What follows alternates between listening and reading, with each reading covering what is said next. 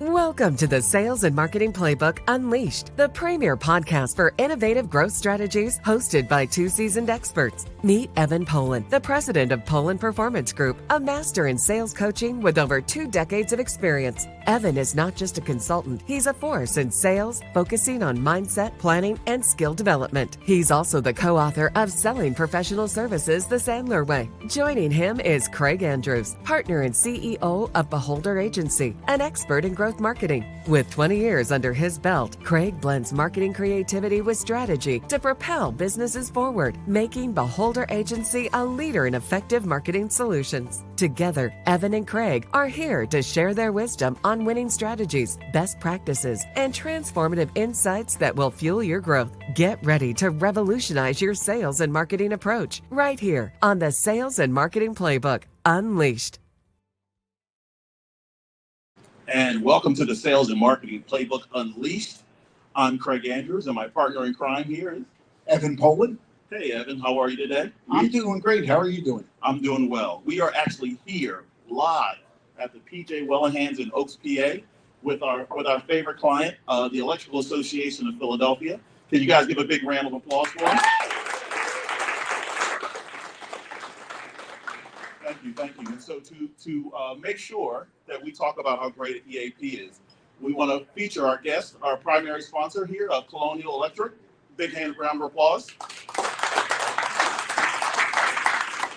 A little bigger than that. More applause means maybe more drink tickets, so give it up. We have DeWalt over here. I know you guys can't see it, but they're here.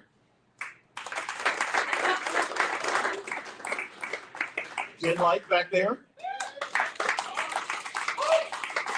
And last but not least, Milwaukee. Thank you guys for showing up today. We appreciate it. Okay, so briefly, what we want to talk about here is a comment and things that Evan and I go through all the time, in which sales and marketing kind of go hand in hand, but we're saying they should work together. We get into a lot of arguments, right, in terms of sales and marketing? Absolutely. On the one side, marketing thinks that sometimes sales can't close the door, and oftentimes sales is blaming marketing for not bringing the right leads in. So what we really find is if the two work together, along with leadership from the owner, the manager, that's really what's going to drive results for you and for your company. And so we're going to start with a gift real quick and see if anybody can get close. If sales and marketing work together within your business, does anybody have any idea on what the percentage of revenue growth is? And we'll take any guess. Any guess? Anybody have any guess? 30%. 30%. Anybody else? 35. 35? 60. 60? Anybody else? 20%. 20%. It's technically increased to 100% when sales and marketing come together and increases your business 100%. Because a lot of times what happens is that, as Evan just mentioned, marketing will do something and get you guys tons of leads, and all of a sudden they aren't good leads, right? Or in the sales case,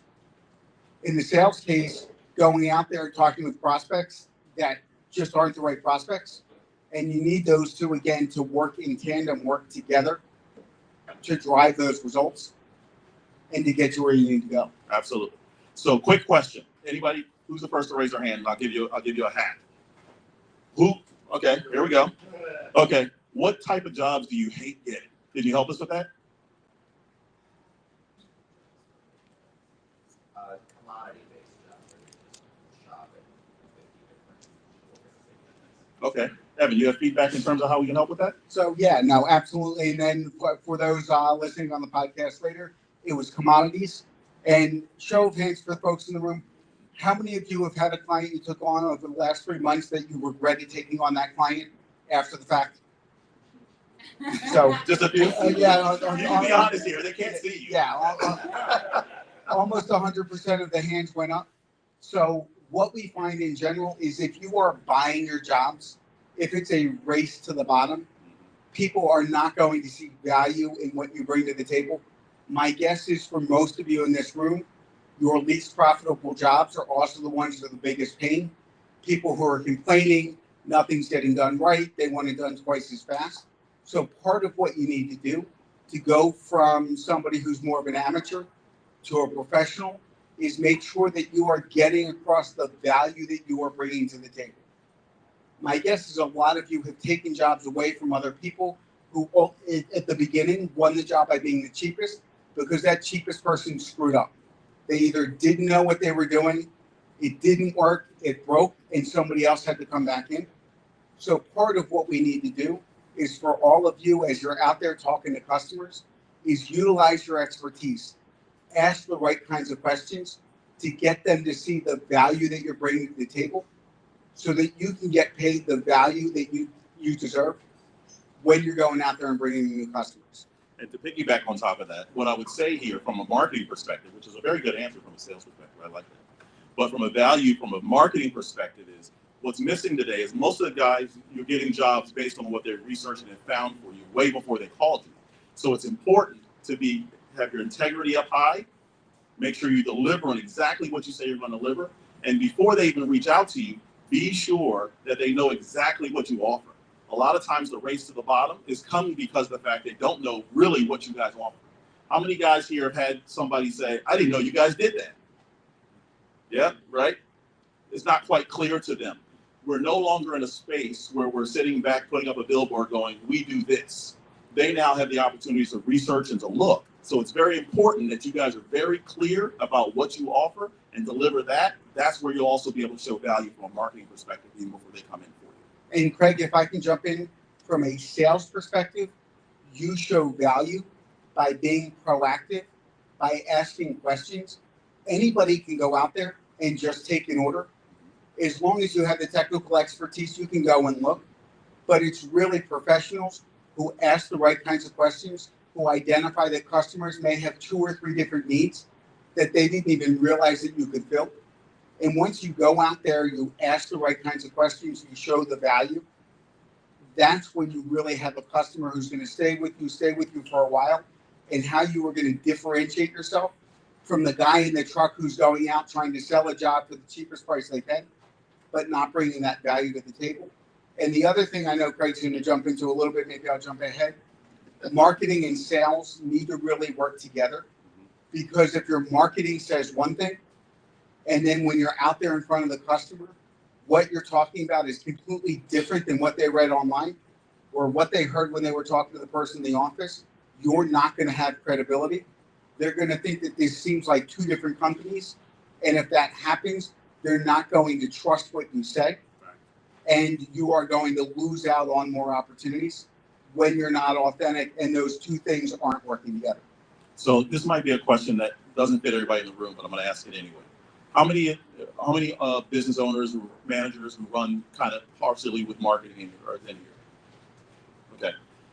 How many of you guys have Google My Business profile? Just one. How often do you use it and update it? I have a company that I work with bi-weekly. Okay, good. If you guys who don't have that, you need to have that. That's very important. That's how the internet changes. Right now, the internet, which a lot of us are getting researched and found out and learned about, is coming through the internet. I'm sure we all do it, right? We're not all like that archaic, and we're not doing it, right? The key thing to understand here is your reviews are incredibly important for people to trust you.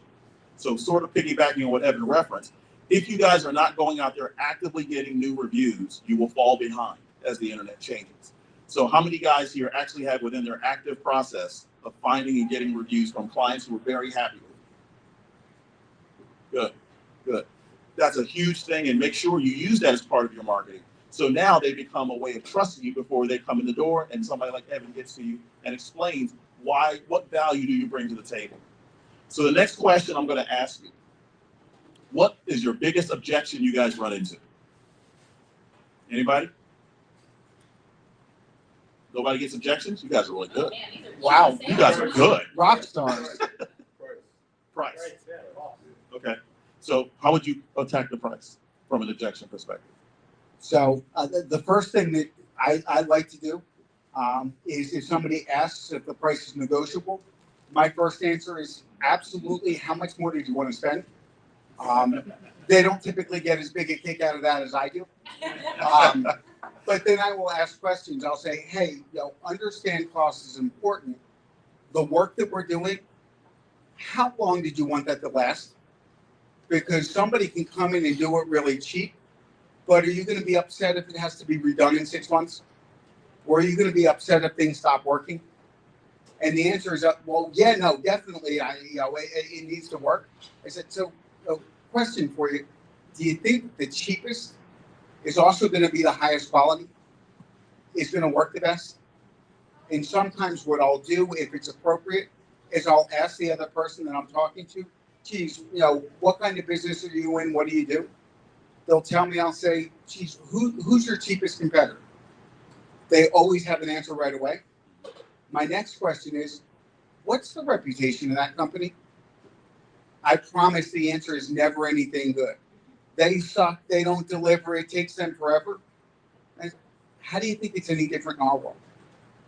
And a lot of times I almost see the light bulb go off over their head, and they start to get the fact that what might be the cheapest up front could end up costing them a lot more, whether it's in actual dollars and cents or aggravation, chasing people down, things not working, having to redo the work. And then we can get into a conversation about what they're really looking for, about what their budget is. I can kind of share with them that we probably could be the cheapest, but then sharing with them what the work typically looks like at the end if you go with the cheapest quality stuff. And I find that about 2/3 of people are willing to have that conversation, and then we can bring value to the table. That other third, quite frankly, are prospects that typically I want to disqualify because it's going to be a race to the bottom. Whatever price we come in with, they're not going to want to pay that full price. They're going to want me to rush the job. There's going to be all kinds of problems. So those are some of the different ways that right up front, I'll try to handle those price objections to see whether or not they see value and they care about that and what they're doing.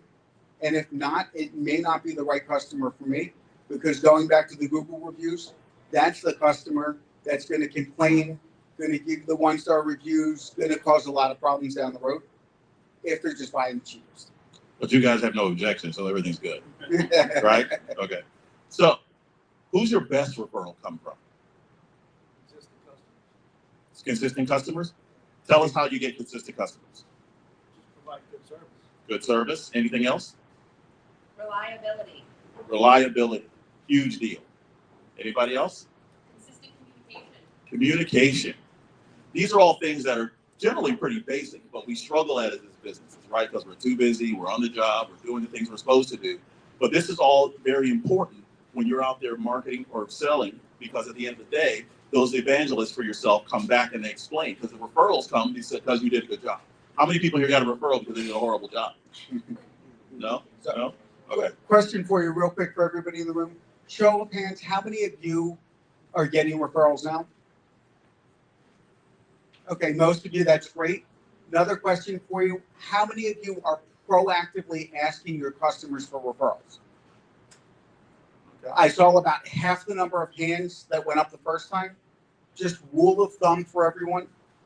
The number of customers you have should increase 25% each year, strictly through asking for referrals and introductions.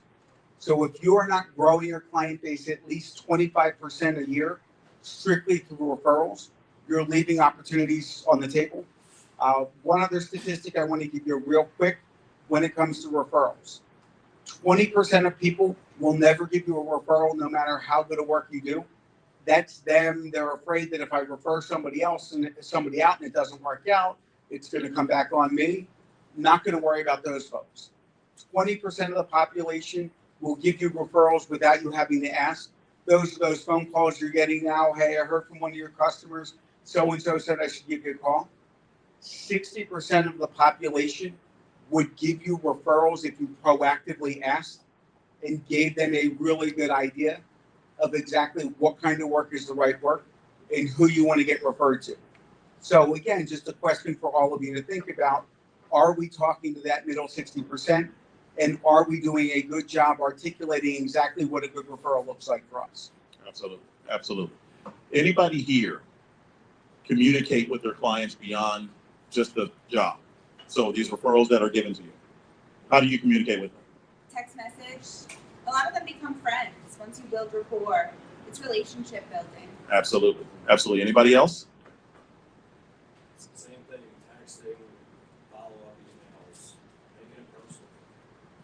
Sir? Social media, I'm huge on LinkedIn, Ooh. Ooh, he hit your line with that one. He hit your spot with that one, Evan. I think he lobbed that up for you. Go ahead, buddy. Go ahead, you got it.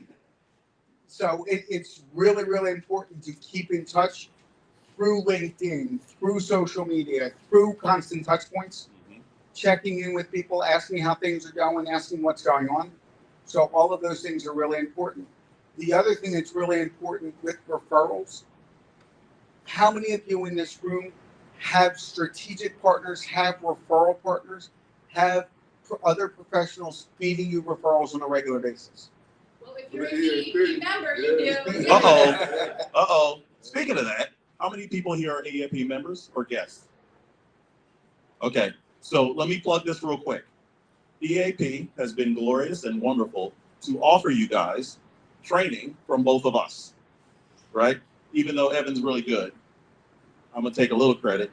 He actually made my business much, much better using his sales process. So much that part of our marketing process includes his sales process. Because at the end of the day, the marketing stuff has to be able to be quantified to a revenue source. And if it's not, you're just throwing stuff up. You're just actively doing stuff for, it's just activity, right? The idea is to grow your business. So EAP has created a partner program for members, must be a member first, that you guys can get access to a consistent training and get some of our knowledge to help your business grow year after year. Okay? Now, let me go to the next thing here.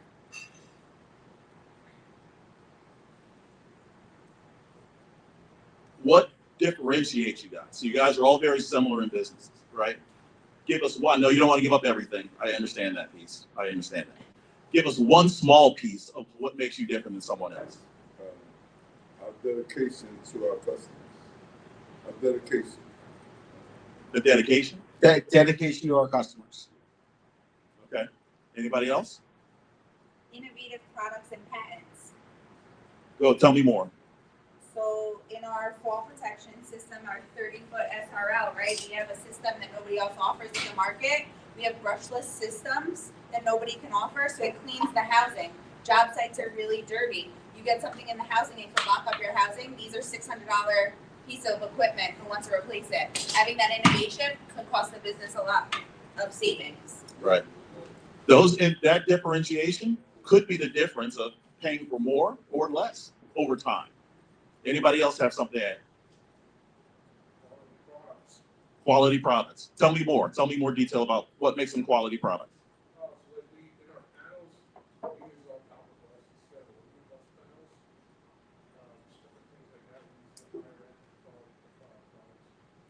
So higher quality, high-end products. So they're getting good stuff when they're using your stuff.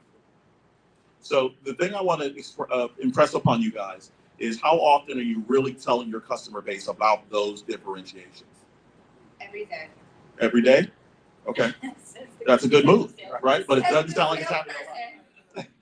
Right? That differentiation, I'll give you an example, and it's off of all of this, right? When my wife and I, this is my wonderful wife and daughter, when my wife and I decided to take a vacation, we got a pamphlet that said, go visit the white sandy beaches and the nice blue ocean. That could be Jersey in certain areas. Very right? few areas. Very few areas, but that could be Jersey, right? So you want me to spend X amount of money to go to the Caribbean and just tell me to get white sandy beaches. I don't know if it's worth it. That value difference is similar to what we're talking about here with you guys, right? The value that you express could be the differentiation of signing that bigger contract through the sales process or just getting a tire kicker, right? So I impress upon you guys to make sure that as you're speaking to clients, your clients and the people who are also talking to your customer base is expressing that differentiation. Incredibly important. So with that, tip that I would give all of you, a major mistake that most people in sales make is they focus on themselves. Let me tell you about us. Let me tell you how great our quality is, how great our service is, all of the great stuff that we do. Unfortunately, that makes you sound just like everybody else. There's very few people out there going, you know what, our stuff kind of sucks. If you run into problems, good luck getting somebody on the phone. There's no way we're ever getting out there and fixing it. What people really care about is, can you solve a problem for them? Can you make their life easier? Can you give them less aggravation? Do they feel like you're going to help them fix it and make it as easy as possible? So as you're out there talking to customers, rather than going out and giving a verbal brochure, they can get all of that stuff on the website. Really focus on connecting with them, having good conversations, finding out why they called you out in the first place, what their biggest challenges are, and how you're the best fit to help them fix those problems. And I promise you will look, sound, feel different than 80% of your competition who's out there just trying to sell price. Does that make sense to everybody? Yeah, the communication and listening. Absolutely. It's also reading a room. You know, like if you walk into somebody's office and they got Disney products all over, hey, when's the last time you were at Disney? Then that makes them feel a little bit more comfortable and, hey, this guy really thinks about me and wants to know more about me instead of like, hey, I got this light here that, you know. Exactly. Exactly. So along those lines, 3 quick rules of business. It goes to rapport building, but really has to do with all of sales. If anybody disagrees with any of these, let me know. Rule number 1, people like to work with people that they like. Rule number 2, people like to work with people like themselves. And rule number 3, it's really not about what you have. It's not about your product or service. It's about who you know in relationships. Do we all know people who get jobs not because they're the best at what they do, but they've got all the right relationships and know the right people? So a big part of what we really need to focus on, especially, and I hate to do this and hopefully people won't throw stuff at me, good thing the food's not out yet. Do contractors have a certain reputation out there amongst the general public? So if we were to play a word association game and I were to say the word contractor, what are some of the adjectives that non-contractors might say about contractors? No shows. No shows. What else? Don't answer the Crooks. phone. Don't keep their commitment. Don't answer the phone. And by the way, do we all know contractors who live down to that reputation? Yeah. Is there a reason why that's out there? So we need to show them right from that first conversation, right from that first connection, that we are different than that stereotype that they're thinking of.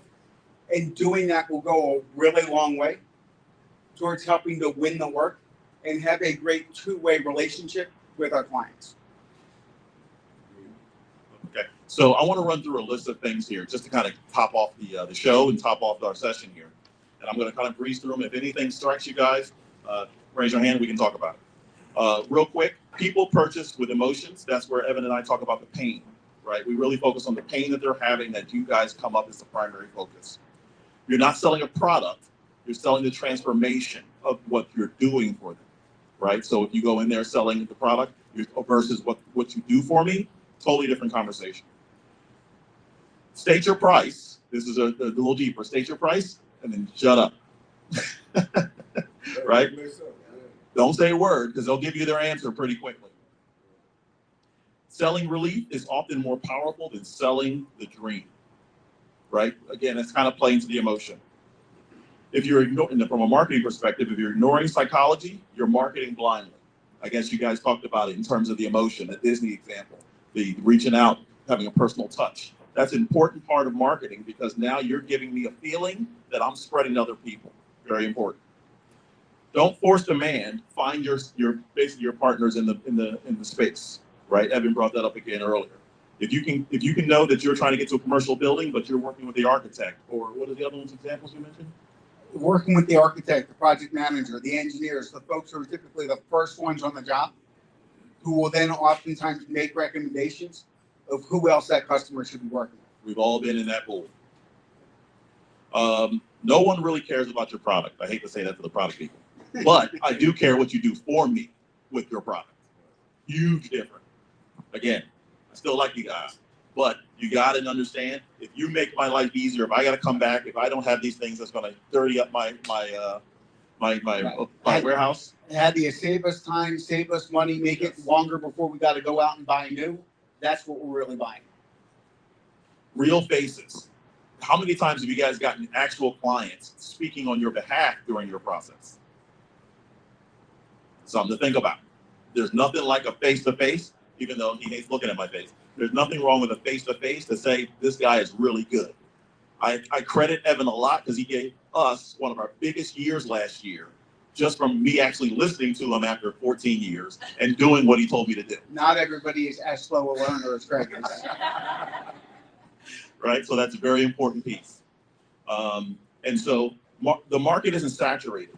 Your information just isn't clear, okay? Something to think about. If you ever have slow times, if your information isn't super clear, and imagine this, who knows the goldfish rule? I know you do. You better know it. Anybody? Most people have the attention span of a goldfish. Or another hat. Anybody know how long that is? Nope. 30 seconds. Nope. Good guesses. Nope. 7 seconds. I thought it was 3. It might have dropped to 3. But the point is that imagine your clients really have a 3-second attention span to the information you're telling them before they're already off to something else. It's very important to be super clear. It's super simple. And the final thing I want to bring up here is specificity is not optional. It's essential. That's part of the differentiation. From a marketing perspective, being able to differentiate is incredibly important. And that's one of the first questions we would ask. Yeah. I know you guys do X, Y, Z. What makes you different than the guy I can research right now? Right? And if we get him and haws, then we say, okay, then we need to work on that piece and now make sure it spreads among all of your people within your office. Okay? Anybody got any questions? Anybody got any statements? Yes, sir. Can you give an example of that? An example of how to specify? Yeah. A lot of times people will lead with the idea of having been in business for 50 years, right? But we really primarily focus on what the pain is. What problem are you having? Maybe I just bought a new building that electrical is back in the 1920s. And I don't know that it's a problem, right? So I made research and said, hey, I got this building, but something didn't come up to code and I need help. You guys understanding and asking the right questions, as you referenced, would indicate that. I'm not trying to scare you, but this will not hit code. We want to make sure we take care of you. That's the way of specifying how we're different. Versus, yeah, it'll be $3,000 to fix it. Totally different. Because now I'm leading with the money. And as you're marketing, talking from Craig's perspective, the more clearly you can identify what does your ideal client look like. How do you want to position yourself in the marketplace? You can then message that way so that you are attracting the right kind of business and not attracting a ton of calls when only a small percentage of them may actually be what good customers look like for you. If they've had bad experiences in the past, I would ask that question. What you hired electricians or whatever it might be before. What makes me different than them? I've had that where somebody's like, hey, what did you not like about this particular XYZ? Right. Yep. It's a very powerful discussion. Absolutely. And we've had it before where they said my last marketing agency did XYZ. Okay, what brought that upon them? What happened? We all can't be bad, right? As we said earlier, there's differentiations. What happened? Maybe it was a difference of the understanding and the clarity of what they said they're going to provide and what they gave. 2 different things can cause a disruption. All right, so we're going to end out the show here. Thank you guys very much. Again, thank you to EAP. Thank you to Colonial. Thank you to Milwaukee and DeWalt. And good night. All right, that was awesome, guys. Are there any questions? Thank you for joining us on this exhilarating journey through the world of sales and marketing. Remember, the playbook is in your hands and the possibilities are limitless. Keep exploring, experimenting, and innovating, and watch as your business reaches unprecedented levels of success. Don't forget to subscribe to the Sales and Marketing Playbook Unleashed on all major podcast platforms, and follow us on YouTube, Facebook, and LinkedIn for even more exclusive content. Until next time, keep hustling and keep winning.